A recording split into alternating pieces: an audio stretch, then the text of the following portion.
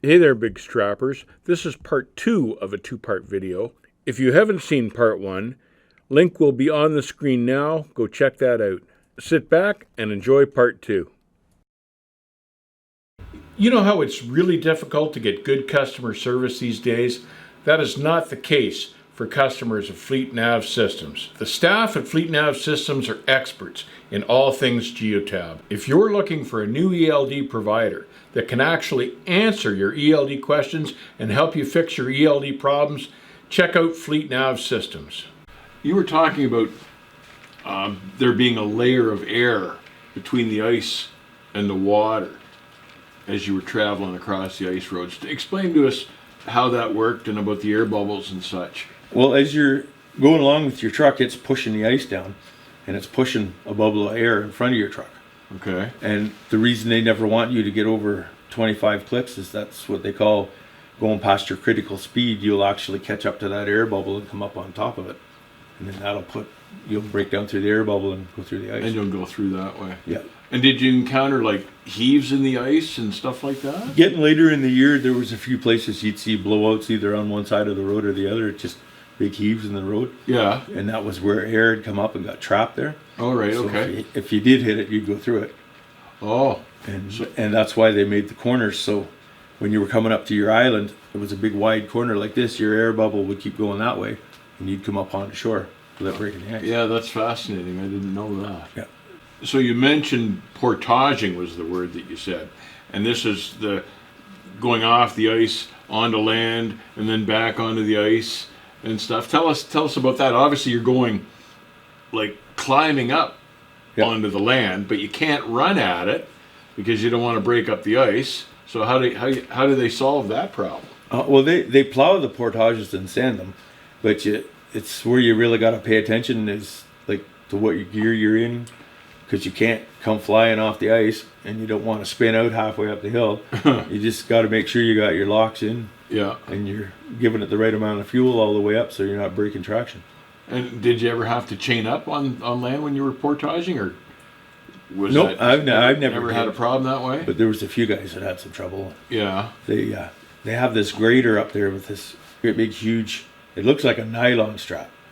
But I watched them pull a tanker out once with it, and the grater took off and that thing stretched out like 4 truck lengths. And then I was waiting to see something fly apart somewhere, and then all of a sudden that tanker come bounding up out of the hole, and that strap held that truck until he yanked him out with that thing. It was like a huge elastic band. And the truck could be at least 100,000 pounds. Yeah, it was a B-train tanker. So like 150,000 Yeah, pounds. you wouldn't want to be in between those things when that thing let go. No. But I was waiting to see a bumper come off or something. Yeah. And he yanked that whole thing up out of there like that. So you mentioned at one point you saw 97 degrees below zero.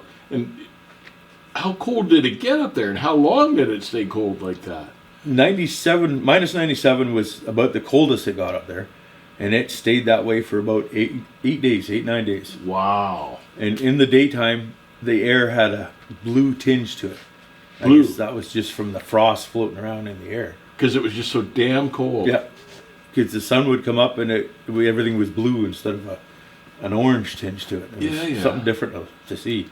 I guess. And the northern lights, they were awesome up there. Oh, I can imagine. We could come back at night. We were allowed to run by ourselves if we were empty. Right. And you could run with your lights off. Because it was so bright. Yeah, and it was just like daylight, only all the colors. Yeah. But if you were loaded, you couldn't run by yourself? No, you had to run. We ran in packs of 4, a half a click away from each other if we were loaded. Uh-huh. And then come later in the year when everything got so frozen so well, you could come back empty by yourself. But if you were loaded, you had to run at least 2 guys together. Out of all this up there, then, what was your most favorite part of the job? What did you like the best out of it? My favorite part was running the loads, doing the driving out on the ice. Yeah. When everything was working right, it was great.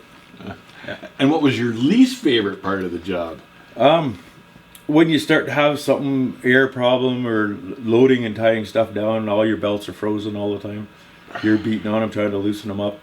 And you got to keep jumping in and out of your truck to warm up. So you can keep your fingers warm and not freeze them and stuff like that. Yeah, I've thrown frozen straps at like minus 20. I can't even imagine at minus 90 even trying something. Oh, sometimes you got to run over them just to loosen them up. Limber them up. Yeah. And like I say, when you're out there having to do that, especially if you have a strap come loose on the ice or something. Yeah. You don't want anything to drop and spill on the ice. So you have to get out and get it stable again as quick as you can. Right. And that gets to be not a very favorite part thing. And if you're dropping and switching trailers, are you taking the straps with you every time and putting them in the cab? Or Yeah, I You owned are, all right? my own equipment. for Yeah, that. so you'd want to keep, and that'd help melt them up a little bit, but just enough to get them wet so they could refreeze. Exactly, yeah, outside. you take them back out and throw them and they're already frozen. So as a career choice, would you recommend this to new guys that wanted to go up there? Yeah, I would if they don't mind the cold. Yeah. I hope they have a really good working relationship with who owns the truck, or if they have their own truck, make sure they have it stocked well with all kinds of methyl hydrate, Yeah. and wouldn't hurt to have a spare alternator, a few extra fuel filters, stuff like that. Yeah. Rad Be hoses prepared. and such. Yeah. Be Yeah. prepared. And yeah, I enjoyed it. Yeah. I'd do it again. You would do it again? I was going to Yeah. ask that next. If you had the chance, you'd do it again. If I still had my old truck, I'd probably be back up there. Absolutely, yes, he says he would do it again. Did you encounter any guys that really decided they shouldn't be up there and wanted to go home and miss their mummies? There was a few of them, but once they got up there, and it kind of gets to you if you let it. Like you have to make your mind up you're going to do it. Yeah.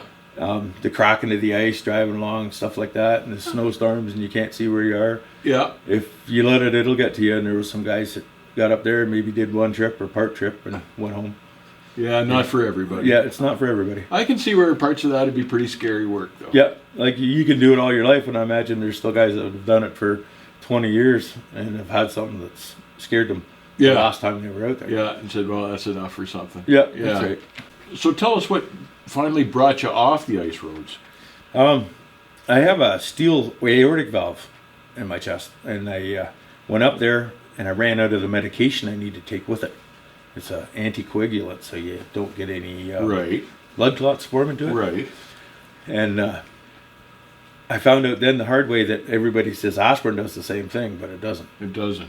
And I wound up getting one of those blood clots break loose, and all I felt for the first 2 weeks or so was this arm would ache. Yeah. And then when I come off the ice roads, I was at Road King in Edmonton, and I was going to Calgary in the morning to get my load to come home. I went to walk into the truck stop to get a coffee, and I got about halfway, and this leg started going numb. And I thought, I either got to get over there or get to my truck, one or the other, but I'm not going to make both trips. Yeah. So I went back to my truck, and then the arm started to go numb. So I dialed 911, and they dispatched an ambulance for me, and my speech had already started to slur. So I was taking a stroke from something breaking off that heart valve from not having the medication for it. Right. And the ambulance came up while I was still talking to the lady on 911, and from sitting in the truck, she looked just like a little girl.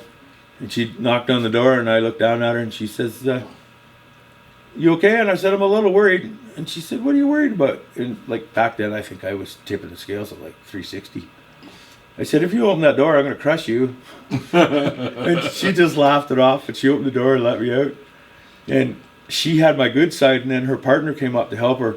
And once I let go of the truck and I was under his arm, I just about collapsed, the poor fella. Wow. And there was the ambulance there, and they couldn't lift the gurney up into the ambulance. So Because you're such a big lad. yeah, so a fire truck shows up, and I thought, there I am laying there out in the parking lot in front of all the other boys.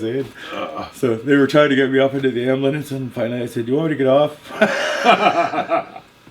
But they're allowed at that time out there. They were allowed to administer a thing called clot buster. Uh-huh. The paramedics can do it on site, Yeah. and that's what saved my life, because that only has a 3-hour window to work. They have to assess if it's a bleed or a clot. Right. And if it's a clot, they're allowed to put that in you right away. I went into the hospital, I guess it was around 11:30 at night. I came back out at 7 o'clock in the morning. Walking, Right no as side rain. effects yet. No, like any Yeah. numbness No anywhere or numbness, no anything. nothing. Yeah. But as all this is happening to you, do you have any idea what's happened, what's gone wrong, or you just know something serious? I just figured I was going down for the count. The only thing I could remember saying was, gee, I wish I could see my nephew once more. Wow. And things got really dark, and then this little girl showed up beside the truck. Couldn't have timed it much closer. Oh no, it was getting pretty scary. I can imagine. Man, that's serious stuff. Yeah, I wouldn't wish that on anybody. Yeah, and after that, you decided you might be better staying a little bit closer to Yeah, home. I came home and I took a month off, didn't do much of anything. And then I went to work for Adams Brothers. Yeah, I had a driver on my truck for almost a year with a company out west. yeah, And it was going okay, but if something big had blown up, like I wasn't making a big amount of money, it would have been, I'd have been going to Hawk to fix the truck. yeah, And I wasn't even driving it anymore. So yeah. they took their driver, put him in one of their company trucks, and I sold that to the boss. And that motor's still going in one of his dump trucks. And I've been working there ever since. All right, well, Marty, we sure appreciate you coming by and chatting with us on this stuff. I've learned a whole bunch of stuff. I had no idea how serious it all was, and I'm sure everybody else has learned a whole lot too. Thank you, sir. Thank you for dropping by. I've enjoyed every minute of it. Well, thanks for having me. Oh, our pleasure. Maybe we'll go to the ice together. No, I think I'm staying right here. Anybody wanting to try the ice roads, like I say, I had to do it through a company in Edmonton. I don't know this far past now how a guy would actually go about obtaining that. I imagine it's out there to find. But you'd want to be not afraid of the cold, not afraid to work in the cold. And you can never get in too big of a hurry up there because it'll leave you sitting somewhere. Stay safe, keep the rubber side down, and we'll see you on the backhaul. I really enjoyed interviewing Marty with that. For those of you that have watched Ice Road Truckers, I think that show's a joke. So it was nice to interview a real Ice Road trucker and get the real facts and the real deal of how things worked up there. We're thinking about doing more of this style of video, this interviewing format. We hope you enjoyed it. We hope you found it informative. Let us know in the comments below. Just a few things that were missed in the video. First off, how do you get a job as an Ice Road trucker? You can apply to YB Services in Yellowknife. I was looking at their website today and they're currently looking for drivers and hiring. Secondly, you can apply to a company called Westcan Bulk. They run tankers across the ice roads.